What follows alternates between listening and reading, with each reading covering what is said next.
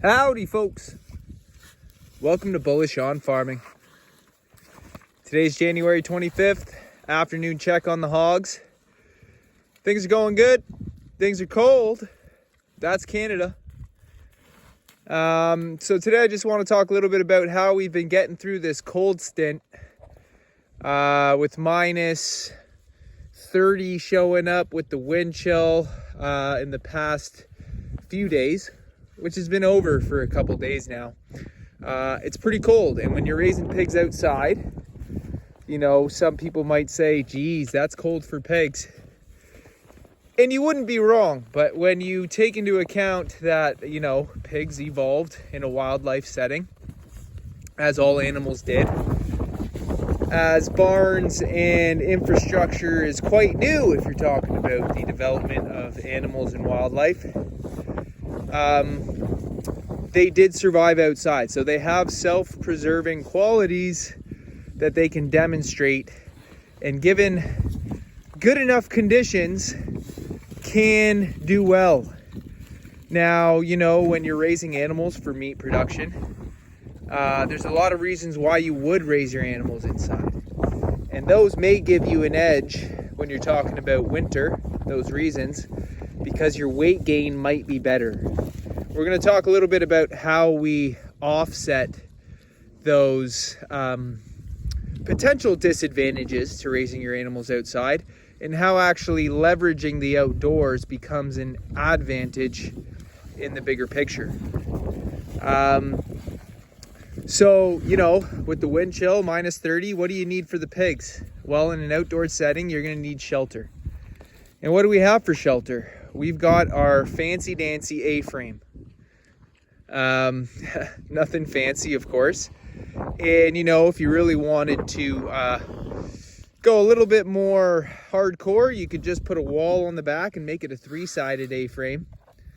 And depending on how many pigs you have, you would need more shelter space. Right now we have 8 hogs outside. This is our grower group. It does slow down in the winter time, but we're going to start picking up again. We've had a litter of let's see, well, we had 19 or 18 piglets, 9 per litter. It was 2 litters. I sold 1 litter. We're left with 9. And so those will come outside when the time's right. They're still young yet. Once they reach about 60 pounds, they're good enough to come to the outdoors. And so right now with 8 pigs, this is more than enough space for a shelter. And you can see what I've done with the bale there, and I'm going to talk about why we did that. But I don't know what the surface area is in there, but when all the 8 pigs are just huddled together, it's really just about, you know, just over 1/3. Isn't it, Bubba? It's about 1/3 of the space in there. And so, you know, you want the pigs to huddle together because their strength is in numbers. And although these pigs have a coat, you know, as a herd animal, they have their ways of self-preservation within the herd. And so them huddling together preserves body heat and actually creates a nice hub for them to stay warm overnight. Now, before the right cold temperatures came in, and where our neck of the woods, right cold is, you know, minus 10 and below Celsius, because we're in Canada, I would just have a large round out, you know. Didn't have it out in that corner, but I could, because I just dropped it over the fence. I just kind of lined them and dropped them in different spots closer to the fence. The pigs would just burrow down and make a nest out of the bale, and that was good enough. When we had that cold front come through with the wind chill, and we were closer to minus 30, I did a little bit more grunt work, dropped the bale, then rolled it over here, stood it on its edge, let's call it, its square edge, and I tucked it up right next to the edge of that A-frame. And what that did was extended the wind break out to that bale, and didn't allow any wind to blow in from this north-facing opening. And so essentially what the pigs have been able to do is create bedding and nesting using that bale as a wall. and essentially pulling in what they need, and of course feeding on the hay as well, because the pigs always have access to hay when they don't have much to forage on the ground. And as you can see, we got 2 feet of snow, and so the pigs will work through that, but we want to give them some roughage accessible and some good quality hay, which is multi-purpose, you know, bedding and feed, because we do ration grain in the mornings. And I just brought out a bucket here in the afternoon, and that's that extra bucket that we feed in the colder winter days to increase their feed by 20 to 25% to make sure these pigs are finishing on time. We got one going off to the butcher in a couple days, and where is she? She's over here, and I'd probably put her at 250. And that's right where we want them. And in the winter, we've slowed down to 1 pig at the butcher per month. So the next one to go is over there. Take a look when we're back over there. And then come, is it March or April, we start sending 2. So this guy will probably be in line for April. And another one, you know, when you're sending pigs monthly year round, it's a little bit different than just slaughtering them all in the fall. And, you know, I've talked about in previous videos how the herd kind of self-regulates. The boss hogs get fat to finish for the upcoming immediate butcher dates, and then when they're gone, another hog steps up. And, you know, we've been pretty good at hitting 250. Sometimes they've been closer to 300. And I think only a couple times they've been shy of 250. But anyways, when you're sending pigs monthly, it's kind of hard to hit 250 on the dot every single month. So getting back to this, we create a nice insulated nesting area.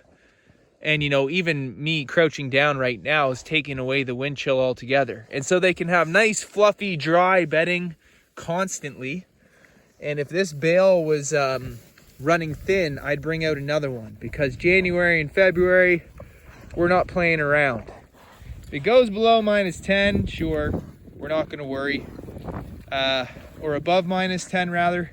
But if it goes below that and we have wind chill, you know, the cows are going to be hardier than the pigs. I'm not going to shy away and just wait another day for the bale if that means that that night's going to be really cold and potentially cause some weight loss because they are spending energy trying to keep warm. And so, you know, next butcher date next month is this girl here. And she's probably sitting at, you know, she's probably 230, 235. Bit smaller than the one going off this week. It's right here, the brighter orange large girl. And you can see that they're looking for more. Not because they haven't been fed enough, but because they are always going to eat if they have the choice. Especially if you're rationing feed. But they've got plenty on the ground to clean up, and that's what they're doing. So as you can see, we feed on the ground, we disperse it around, and that distributes the pig's impact. And this whole space here has pretty much been used. And more ground yet over there to expose the pigs to with the feed. And so, you know, a round bale, a shelter, that's really going to help with your pigs in the wintertime. Because people have said, really, that's all you have for a shelter? Well, if you think about how the wind's working and how the climate is, and if you're carrying, you know, at least, we got 8 pigs in this group. If you're carrying at least 5 pigs, they work together to keep warm. So if you have a section that they can insulate themselves with, you know, dry hay or straw, and it's a shelter that's facing that's wind breaking the prevailing wind, because the prevailing wind comes this way, then you're pretty good. You know, it's also got the overhead cover with the A-frame, which keeps them clear if things start getting rainy and then freezing. because we can get those flashes where all of a sudden we got a rain and then it freezes over, and you know, then if your pigs are wet from the rain and then they're subject to volatile freezing temperatures, that could send them for a bit of a stressful transition into the cold. And so overhead shelter, wind breaks, these all help with the weather volatility. And like I say, we'd increased our feed by 20 to 25%, and that makes sure that their energy intake is offsetting any type of coping that they're doing with the colder weather. But you can see, folks, the pigs aren't hurt, you know, and we've got a finishing program here, so they better not be hurting, because that'd be hurting our pork program. That's not what we want to do. We want our pigs to be healthy and thriving and finishing on time. We don't want to be losing weight. We want to be gaining weight leading up to those butcher dates. And by keeping the animals outside like this, we steer clear of a lot of the disadvantages of confined settings or indoor settings for swine.